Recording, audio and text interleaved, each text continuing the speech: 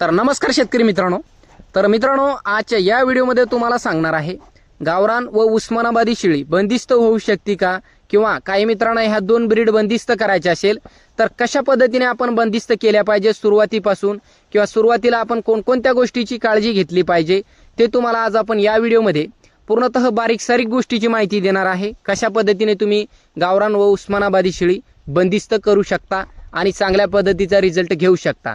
तर मित्रांनो, शेवटपर्यंत व्हिडिओ नक्कीच बघा, पूर्णतः मोकळी चर्चा होणार आहे. सुरुवात जर बघण्यात झालं मित्रांनो, भरपूर असे तरुण मित्र, शेतकरी मित्र शेळीपालन या व्यवसायामध्ये काम करतात. आता काही नवीन तरुण मित्र, शेतकरी मित्र असेल तर ते न वाटतंय की आपण सुद्धा बंदिस्तमध्ये केलं पाहिजे, आणि काही मित्र फिरस्तीमध्ये करतायत तर त्यांना वाटतं की आपण सुद्धा बंदिस्तमध्ये काम केलं पाहिजे. तर मित्रांनो, जे नवीन तरुण मित्र व शेतकरी मित्र असतात त्यांना काही मित्र बिटल असेल, सोजत असेल, शिरोई असेल, कोठा असेल, आफ्रिकन बोरो असेल, इतर तोतापुरी असेल, ह्या ब्रीडवरती सुद्धा सुरुवातीला काम करतात. आता काही मित्र काय करत असतात, आपली गावरान व उस्मानाबादी याच्यापासून जी आपली मूळ ब्रीड आहे याच्यापासून सुद्धा ते बंदिस्तमध्ये उतरण्याचा त्यांचा विचार असतोय. आणि जे तुम्ही विचार करताय ह्या दोन ब्रीडपासून जर तुम्ही शेळीपालनामध्ये उतरला कधीही तर ती तुम्हाला जास्तीत जास्त अडचणी येणार नाही. आणि सुरुवात तुम्ही ह्या ब्रीडपासून जर केली, गावरान व उस्मानाबादी, तर तुम्ही कधीही तुमचा व्यवसाय टॉपला नेऊ शकता, किंवा तुम्हाला अडचणी कमीत कमी येणार सुरुवातीला. त्या कारणामुळे तुम्ही खचून सुद्धा जात नाही शेळीपालन या व्यवसायामध्ये. इतर ब्रीडवरती काम केलं मित्रांनो तर अडचणी आल्या की तुम्ही बंद करून टाकता ते, आणि उस्मानाबादी व गावरानमध्ये तसा प्रॉब्लेम तुम्हाला जास्ती बघायला मिळत नाही. तर सुरुवात जर बघण्यात झालं, जे तरुण मित्र आहेत, शेतकरी मित्र आहेत, आता काही मित्र उस्मानाबादी व गावरानवरती जो निर्णय घेतलेला असतोय सुरुवातीला, तर हे चांगलं असतंय. पण बंदिस्त करायचं म्हटल्यावरती हे जात बंदिस्त होत नाही. सुरुवात तुम्हाला सांगतो मी, भरपूर असे मित्र बंदिस्त करतात, पण त्याची सुद्धा काही ट्रिक आहे, ते तुम्हाला आज आपण सांगणार आहे. बंदिस्त लवकरात लवकर होत नाही, आणि काही मित्रांनी बळजबरीने केली तरी सुद्धा चांगला रिझल्ट त्यांना मिळत नाही. तर रिझल्ट का मिळत नाही मित्रांनो, बघा, काही मित्राजवळ शेळी पालन करण्याची इच्छा असते, सुरुवातीला पैसा असतो त्यांच्याजवळ. आता त्यांना पैसा गुंतवणूक करायचा सुरुवातीला त्यांना इच्छा असते, किंवा घाई गडबडीने ते या व्यवसायामध्ये उतरतात. आम्हाला बंदिस्त करायचं, आम्हाला शेळी पालन करायचंय. आणि गावात असेल किंवा खेड्यापाड्यामध्ये किंवा मोठमोठाले आपले शेजारी गावं असतील त्याच्यामधले खांडा असतात फिरस्ती शेळ्यांचे. आता गावरान असेल, उस्मानाबादी असेल, सेमच शेळ्या आहेत, याच्यामध्ये काय जास्त बदल नाही. तर मित्रांनो, या दोन्हीपैकी कोणती शेळी तुम्ही फिरस्तीमधली खरेदी केली आणि तुमच्या फार्मवरती नेऊन तुम्ही सेट केली. अन्यथा काही मित्र काय करत असतात, बाजारातून सुद्धा शेळ्या खरेदी करत असतात. आता बाजारामध्ये बघा, 25% बंदिस्तमधल्या शेळ्या येतात प्रत्येक बाजारामध्ये, आणि 75% तुम्हाला सांगतो मी आजच्या ह्या काळामध्ये तर बंदिस्त वाढत चाललंय दिवसांदिवस. त्या कारणामुळे तुम्हाला सांगतो 25% बंदिस्तमधल्या शेळ्या आपल्या बाजारामध्ये येतात, आणि 75% जे शेळ्या आहेत ते पूर्णतः फिरस्तीमधल्याच असतात. व्यापारी लोक खेड्यागावात फिरतात आणि ते शेळ्या बाजारामध्ये घेऊन उभे राहत असतात. आणि तेच आपलं तरुण मित्र, शेतकरी मित्र, ज्यांना कोणाला शेळी पालन व्यवसायाला सुरुवात करायची असते आणि बंदिस्त करायचं असेल तर ते मित्र जातात आणि तिथं व्यापारी लोकांकडून किंवा आपले शेतकरी मित्र असतील त्यांच्याकडून ते शेळ्या खरेदी करत असतात. आता त्यांच्याकडून शेळ्या खरेदी केल्याच्या नंतर ते जे शेळ्या असतात मित्रांनो, ते असतात फिरस्तीमधल्या, आणि तुम्हाला करायचं आहे बंदिस्त शेळीपालन.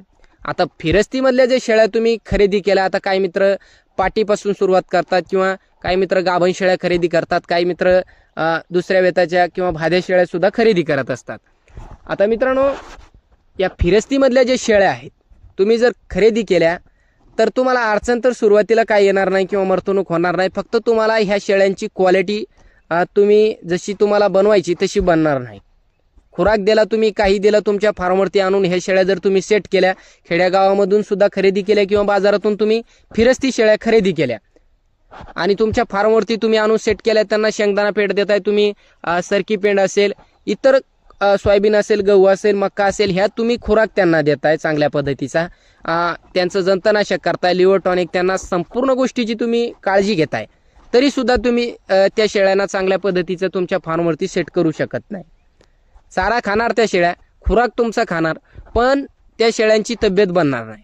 तर का मित्रांनो, बघा, त्यांचं पूर्णतः जो जीवन असतो तो फिरस्तीमध्ये गेलेला असतंय, आणि तुम्ही आणताय त्यांना बंदिस्त करताय, चांगल्या पद्धतीचा तुम्ही चारा देताय त्यांना, तर ते काय हरकत नाही. पण त्याच्यामध्ये त्या शेळ्या तुमच्या कधीही तुम्ही बंदिस्त करू शकत नाही. आता बंदिस्त करायचं म्हटल्यावर तुम्हाला 2-3 ऑप्शन मी देणार आहे. तशा पद्धतीने जर तुम्ही बंदिस्त केल्या शेळ्या तर इझिली तुम्हाला चांगल्या पद्धतीचं उत्पन्न सुद्धा त्याच्यामधून मिळेल आणि शेळ्यांची क्वालिटी सुद्धा चांगल्या पद्धतीचे राहील. तुम्ही जो खुराक दिला तो सुद्धा शेळ्या एक चांगल्या पद्धतीचे त्या खुराकावरती त्यांचं शरीर बनवू शकतात. तर बघा मित्रांनो, सुरुवात म्हणजे आपल्या खेड्यापाड्यामध्ये किंवा आपल्या एक तुम्ही खेड्यापाड्यामध्ये राहत असाल किंवा तुम्ही सिटीमध्ये असाल, तुमच्या अवतीभोवती जर गावरान व उस्मानाबादी शेळ्यांचं बंदिस्त फार्म असेल तर त्या फार्मला तुम्ही व्हिजिट करा आणि व्हिजिट केल्याच्या नंतर तिथे जर शेळ्या विक्री असेल तर तिथून तुम्ही शेळ्या खरेदी करा. तिथून शेळ्या खरेदी केल्याच्या नंतर ते सुद्धा तुमच्या फार्मवरती आल्या सेट होणार नाही. म्हणजे त्या फार्मवरचा नियोजन काय होता, खुराक त्या कशा पद्धतीने ते देत होते, पाणी कधी पाजत होते, हे ह्या टाइम टेबलमध्ये थोडंसं बदल होतंय त्यांच्या संगोपनमध्ये आणि तुमच्या संगोपनमध्ये. तर 4-8 दिवस तुमच्या याच्यावरती त्या शेळ्या सेट होणार नाही, पण ते 100% तिथून पुढे तुमच्या फार्मवरती चांगल्या पद्धतीचा चारा खाईल आणि सेट सुद्धा होईल आणि चांगल्या पद्धतीचं त्यांची तब्येत सुद्धा बनेल. तर ते कशा पद्धतीने त्यांचं जे तुम्ही जिथून शेळ्या आणताय तर त्याच्या अगोदर जर त्यांनी बंदिस्तमधून शेळ्या विक्री केल्या असेल, त्यांच्या जर पाठी हे असतील तर हे यांना लहानपणापासून सवय असते. लहानपणापासून सवय असल्या कारणामुळे हे तुमच्या फार्मवरती सुद्धा बंदिस्त होणार. आता राहिला प्रश्न, काही मित्रांना शेळ्या घेण्यासाठी पैसाच नाही बापा, आणि मेन म्हणजे तुम्ही जर अशा पद्धतीने तुमच्याकडे वेळ असेल तर तुम्ही घरगुती आणि जशा टॉप क्वालिटीच्या तुम्हाला बनवायच्या असेल तशा टॉप क्वालिटीच्या शेळ्या तुम्ही बनवू शकता. तर ते आहे मित्रांनो पाटी. आता बाजारातून खरेदी करण्यापेक्षा किंवा तुमच्याजवळ तुम्ही बंदिस्तमध्ये शेळ्या खरेदी केल्या इकून तिकून आणि त्या शेळ्यांचं तुम्हाला रिझल्ट चांगला मिळत नसेल, सुरुवात तुम्हाला सांगतो, तर त्या शेळ्यांचे जे तुमच्या फार्मवरती पाटी येतील म्हणजे त्या शेळ्यांची डिलिव्हरी होईल आणि 10 शेळ्यांची डिलिव्हरी जर झाली तर किमान तुम्हाला 10 जर पाटी आल्या आणि 10 बोकड असतील तर त्या जर 10 पाटी तुम्ही ठेवल्या आणि त्यांचं कायम बंदिस्तमध्ये तुम्ही संगोपन केलं त्या शेळ्याबरोबर, तर मित्रांनो त्या पाट्यांची जेवढी तब्येत होईल त्या शेळ्यांची होणार नाही. बघा, त्या पाटी लहानपणापासून त्यांना सवय लागते की आपण बंदिस्तमध्ये तुम्ही जे काही त्यांना खायला टाकसाल ते खाणार आणि त्याच्यावरती त्यांची तब्येत चांगल्या पद्धतीची बनणार. पण ह्या शेळ्यांना किंवा त्यांच्या जे आई असतात किंवा जे मोठमोठ्याल्या शेळ्या असतात आणि त्यांच्या ज्या पाटी असतात, आता ते मोठ्या भाद्या शेळ्या ज्या असतात त्यांना माहिती आहे की आपण फिरस्तीमधले आहेत आणि त्यांना काय ते एक जमत नाही किंवा ते रोज तेच चारा त्यांना कंटाळा येतोय खाण्याचा. तर फिरस्तीमध्ये वेगवेगळ्या पद्धतीचा झाडपाला मिळत असतो, त्या कारणामुळे त्या शेळ्या तिथं सेट होत नाही आणि त्यांचीच पाटी जर तुम्ही ठेवल्या तर ते इझिली सेट होईल आणि चांगल्या पद्धतीचं उत्पन्न तुम्ही त्याच्यातून घेऊ शकता. आणि आता मित्रांनो, बाजारातून जर तुम्हाला बंदिस्त शेळीपालन करायचं आहे, बंदिस्त शेळीपालन करण्याची तुम्हाला इच्छा आहे आणि तुम्हाला करायचंच असेल गावरान व उस्मानाबादीमध्ये बंदिस्तमध्ये काम, तर मित्रांनो 5-5 ते 4-4 महिन्याच्या जर आपण बाजारातून पाटी सुद्धा खरेदी केल्या तर ते सुद्धा बंदिस्त चांगल्या पद्धतीने होऊ शकतात. याच्यामध्ये तुम्ही पाटीपासून जर बंदिस्त शेळीपालनाला सुरुवात केली तर तुमचा फायदा काय याच्यामध्ये ते तुम्हाला सांगतो.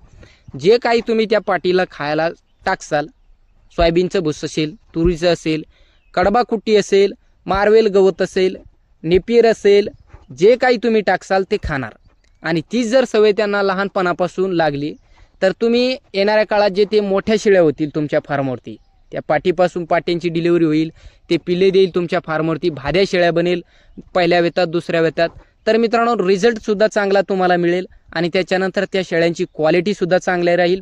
पाटीपासून जर सुरुवात केली तर ते खूप बेस्ट आणि खूप चांगल्या पद्धतीचं तुमचं एक शेळीपालन ते एक चालू शकतंय जर अशा पद्धतीने तुम्ही जर सुरुवात केली तर कडबा कुट्टी असेल किंवा काही तुम्ही जे त्यांना खुराक देसाल ते एक चांगल्या पद्धतीचं ते खाणार, त्यांना सवय असते, ते लहानपणापासून एकमेकाला मारणार नाही आणि चांगल्या पद्धतीत तुम्हाला जर 10 शेळ्यांचं लॉट तयार करायचं असेल किंवा 10 शेळ्या तुम्हाला ठेवायच्या असेल तर 10 पाटी तुम्ही एक ठोक खरेदी करा.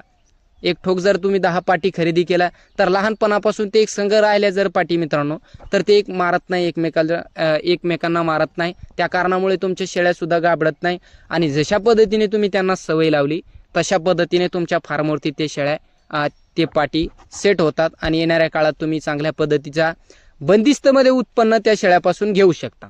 जर अशा पद्धतीने जर तुम्ही काम केलं मित्रांनो तर याच्यामध्ये तुम्हाला अडचण येत नाही आणि फिरस्तीमधल्या जर शेळ्या तुम्ही आणून तुमच्या फार्मवरती बंदिस्त केल्या तर ते काय नाही, तुम्हाला पिल्ले त्याच्यापासून मिळणार. फक्त एवढं आहे की तुम्ही खुराक देता त्यांना, ते रिझल्ट तुम्हाला चांगला मिळणार नाही. त्याचं शेळ्यांची क्वालिटी जशी पाहिजे तशी होणार नाही. तर मित्रांनो, करायचं असेल तर मग अशा पद्धतीने सुरुवात करा. आणि पाठीपासून सुरुवात जर तुम्ही केली बंदिस्त शेळी पालनाला, तर याच्यामध्ये तुम्हाला अडचणी सुद्धा जास्तीत जास्त येत नाही मित्रांनो, जर तुम्ही पाठीपासून सुरुवात केली तर. कसा वाटला व्हिडिओ कमेंट करून नक्कीच सांगा. व्हिडिओ आवडला असेल तर व्हिडिओला एक लाईक करा.